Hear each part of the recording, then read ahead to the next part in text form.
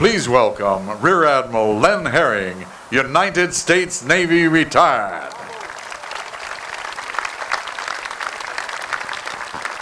Thank you very much. Yes, sir. It's an honor to be here. If you look around, 88,000 of our comrades lay peacefully. It's a special day because we are all here to pay homage to their service. It's a special day throughout the entire nation, especially today because we are again at war. We gather today to honor the many brave Americans who have served and those who have died in the defense of this great country. And it is an incredible country. For those of us who have been around the world, and I have, I joined the Navy to see the world, and it has afforded me that opportunity. 63 different countries, 154 different ports. I have been there, done that, and got that t-shirt. And I'm extremely proud and humbled to be here today at this remarkable cemetery, a veterans memorial in a country which boasts to be the 7th largest. Imagine what number 1 through 6 look like. And for those of you who have been in those locations around the globe in which those who never returned are buried and memorialized, you truly get an understanding of what sacrifice we have made. We stand here in this place and at this time honoring the generations of soldiers, sailors, airmen, and Marine and Coast Guardsmen and merchantmen who fought and died for our country and the values it represents to peoples all around the world. There is no more fitting place than this cemetery, the perfect location to commemorate a Memorial Day. Let there be no doubt, much can be said about democracy and freedom. It is the one gift that God and our forefathers deemed inalienable, but it is only possible through the sacrifice of those who are willing to defend it. Their commitment and sacrifice, and the sacrifice of those service members that make our nation the light of freedom for the rest of the world. Men and women who are willing to stand up and fight for freedom around the globe. Each of these American heroes were someone's husband, wife, father, mother, son, daughter, brother, sister, uncle, aunt, cousin, or friend. And I know that the director made point in particular, but I'd like to know if there are any Gold Star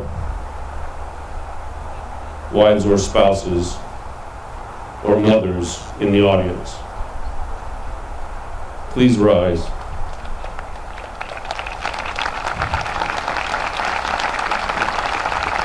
This is the true sacrifice of our freedom.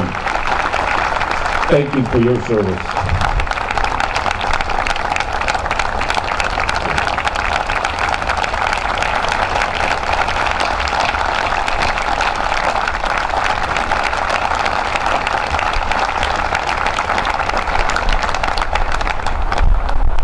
From the time of the revolution to the conflict that we are currently engaged, citizens have worn the cloth of the nation so that others might benefit. A tremendous opportunity for us all who have put the cloth of the nation on.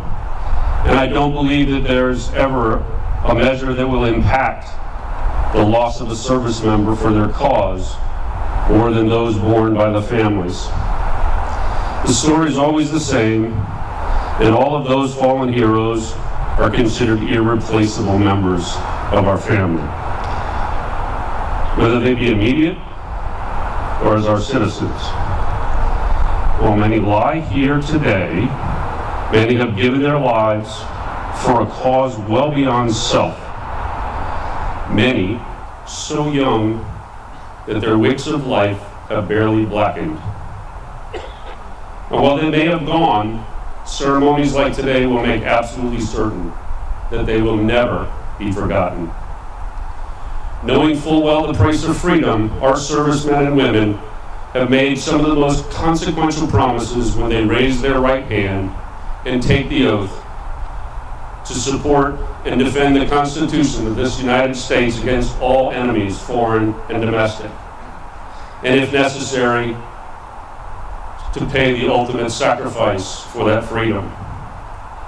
Everyone who has ever served truly understands, for we have sworn allegiance to a higher calling, a calling that inspired the words of an unknown author to write, "I now know why men have been to war, yearn to reunite.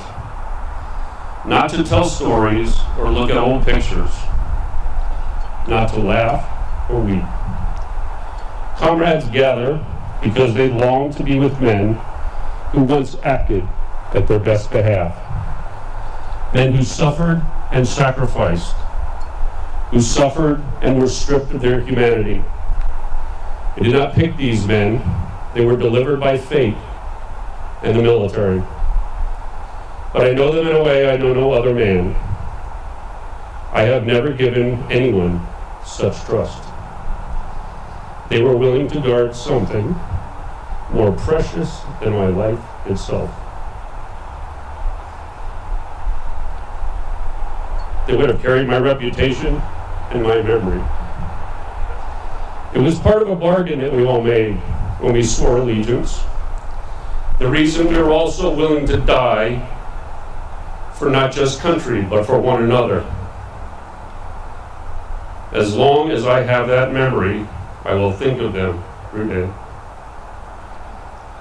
I am sure that when I leave this world, my last thoughts will be my family and my comrades. All good men and women, all willing to pay the ultimate sacrifice. Excuse me. The price makes for long battles. Most will never be written into movie scripts, and many will have already been forgotten for those who have taken those memories to the graves with them. Heroes, every one of them, regardless of their task. Joshua Chamberlain once wrote, "Heroism is latent in every human soul.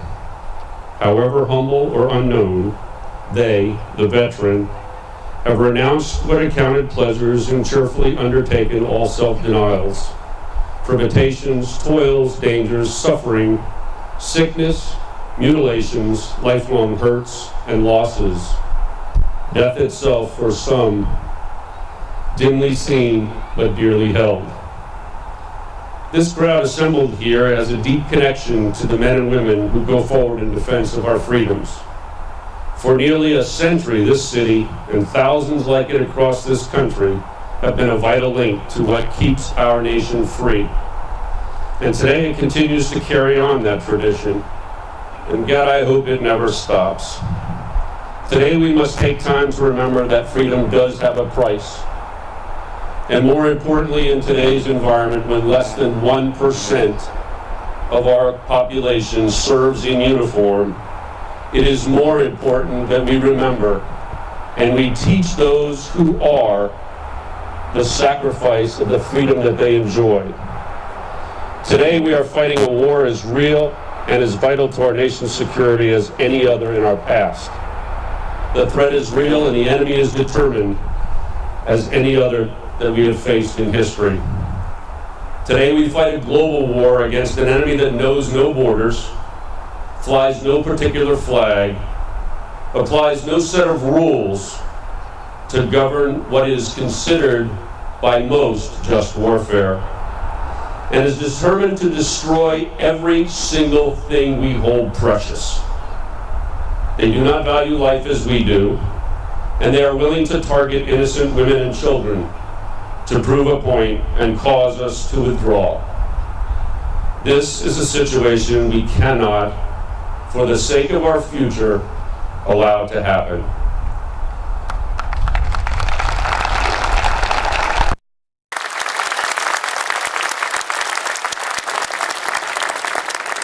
in the all-volunteer force that we currently have engaged. It is the most miraculous force ever put together on the face of the globe. And I'm honored every time I get the opportunity to meet with our young service members who have taken up the oath to do this task that must be done. As those we honor today, their sacrifices of yesterday, we must be prepared to defend, sacrifice if necessary, and win. Our veteran is struggling today, and for those of you who are members of the Vietnam era, you can only imagine again what happens when we forget that those who have served need our help. Our sailors and our Marines and soldiers, Coast Guardsmen, others who have sacrificed their comfort and safety to defend our way of life need your help. And as Memorial Day remembers, many have given their lives in defending that freedom. And I'd like to just take one quick couple seconds here because it's really important to see the scope of service members who are in the crowd. So I'd like to ask, are there any World War II veterans? And I see some, I know. The greatest generation remaining. God bless you. God bless you.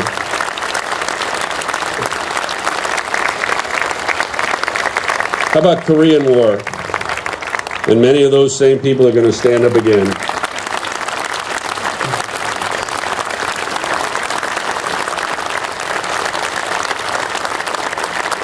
Thank you. Thank you for your service. How about Vietnam?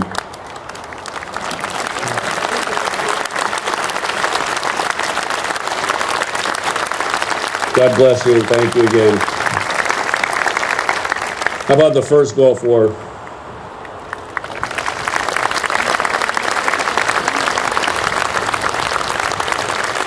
Iraqi freedom? Enduring freedom. How about those who served in the Cold War?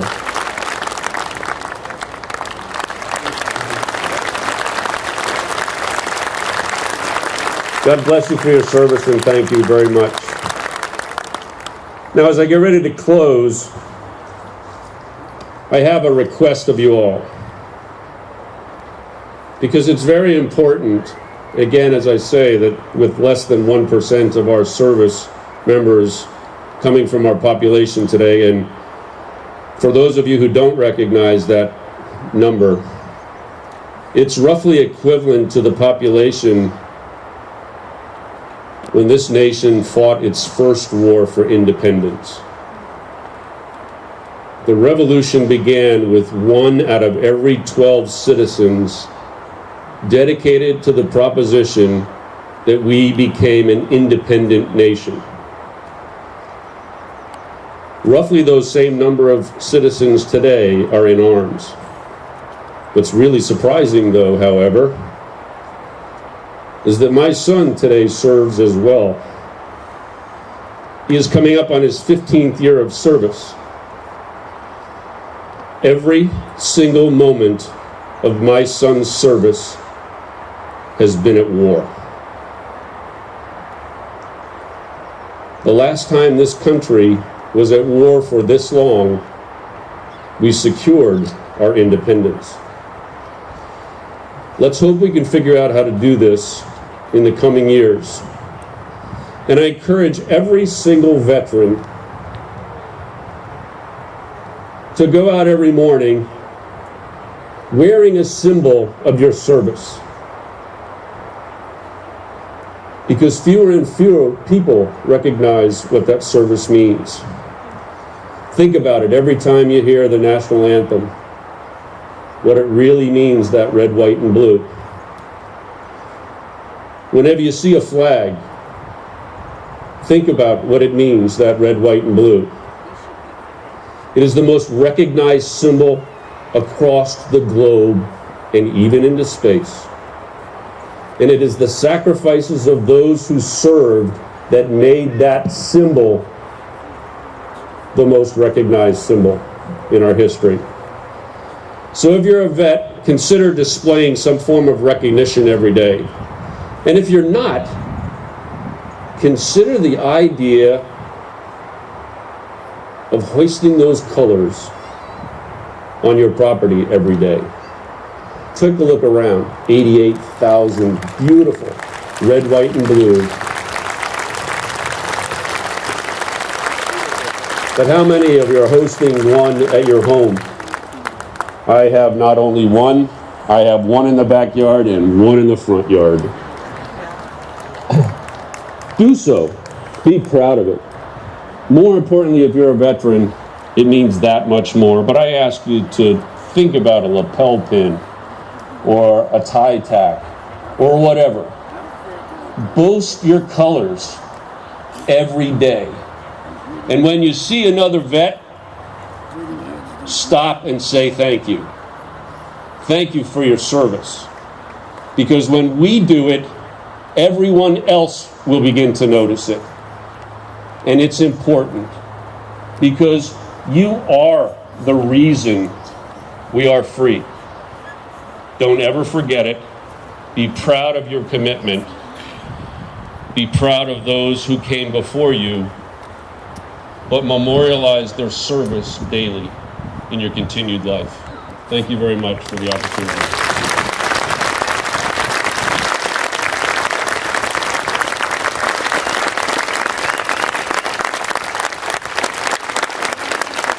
Ladies and gentlemen, Admiral Len Hering, United States Navy. That's pretty good stuff there. You know, the Army can't excommunicate me now, so I'm going to say it. Go Navy! I wish they'd let us win a football game once in a while, but it's been 13 years. Holy cow.